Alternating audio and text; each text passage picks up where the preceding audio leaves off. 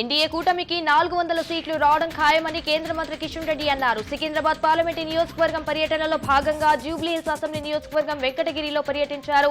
వెంకటగిరి చేరుకున్న కేంద్ర మంత్రి ముందుగా స్థానిక పోచమ్మ ఆలయంలో అమ్మవారిని దర్శించుకున్నారు. అనంతరం ఆత్రియ 10 అపార్ట్మెంట్ సభ్యులతో ముచ్చటించారు.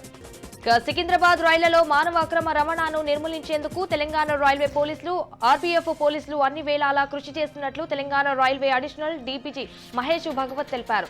రైళ్లలో మానవ అక్రమ రవాణాన్ని అరికట్టేందుకు అన్ని రకాల చర్యలు తీసుకుంటున్నట్లు ఆయన వెల్లడించారు. ప్రజల్లో, రైల్వే ప్రయాణికులలో ఈ అంశంపై అవగాహన కల్పించే క్రమంలో సదస్సు ఏర్పాటు చేసినట్లు తెలిపారు.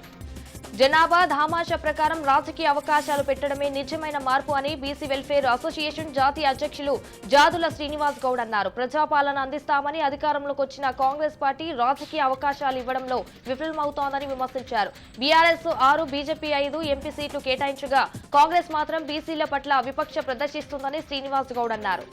కేసీఆర్ గొప్ప నాయకుడని, ఆయన పక్కన ఉన్న వాళ్లే కేసీఆర్ ను భ్రష్టు పట్టించారని ఖైరతాబాద్ ఎమ్మెల్యే దానం నాగేందర్ అన్నారు. సికింద్రాబాద్ ఎంపీగా గెలిచి పార్లమెంటుకి వెళ్తానని దానం అన్నారు. తన అభ్యర్థిత్వంపై కేటీఆర్ న్యాయస్థానానికి వెళ్తే తాను న్యాయస్థానంలోనే సమాధానం చెప్తానని అన్నారు. వాళ్ళు చేసింది సబబు అయితే ఇప్పుడు జరుగుతున్నది సబబేమని అన్నారు.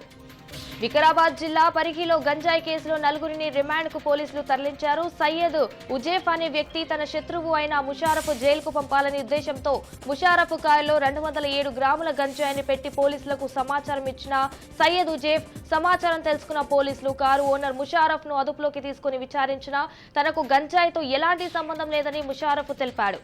కుత్బుల్లాపూర్ నియోజకవర్గంలోని మేడ్చల్ మల్కాజ్గిరి పార్లమెంటు కాంగ్రెస్ పార్టీ ముఖ్య కార్యకర్తల సమావేశానికి ముఖ్య అతిథిగా వచ్చిన తుమ్మల నాగేశ్వరరావు పార్లమెంటు అభ్యర్థి పట్నం సునీత మహేందర్ రెడ్డిని మేడ్చల్ మల్కాజ్గిరి పార్లమెంటు నుండి భారీ మెజార్టీతో గెలిపించి పార్లమెంటుకు పంపించాలని కోరారు. అదేవిధంగా కాంగ్రెస్ ప్రభుత్వం వచ్చిన 100 రోజుల్లో 4 పథకాలను అమల్లోకి తీసుకువచ్చిన ఘనత ముఖ్యమంత్రి రేవంత్ రెడ్డి గారికి దక్కిందని అన్నారు.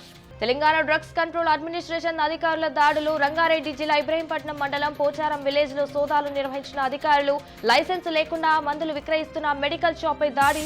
షాపు యజమాని నరసింహను అదుపులోకి తీసుకుని 14 రకాల ఔషధాలు స్వాధీనం చేసుకున్న అధికారులు.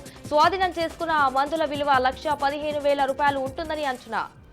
భారతీయ మజదూర్ సంఘ్ బీఎంఎస్ జాతీయ కార్యవర్గ సమావేశాలు 29వ తేదీ నుంచి 31 వరకు రాష్ట్రీయ విద్యా కేంద్రం అన్నోజిగూడ ఘట్కేసర్లో నిర్వహించనున్నారు. ఈ సమావేశాల్లో దేశవ్యాప్తంగా ఉన్నటువంటి అసంఘటిత సంఘాలకు చెందిన 44 ఫెడరేషన్ నుండి దాదాపు 150 మంది ప్రతినిధులు పాల్గొంటున్నారు.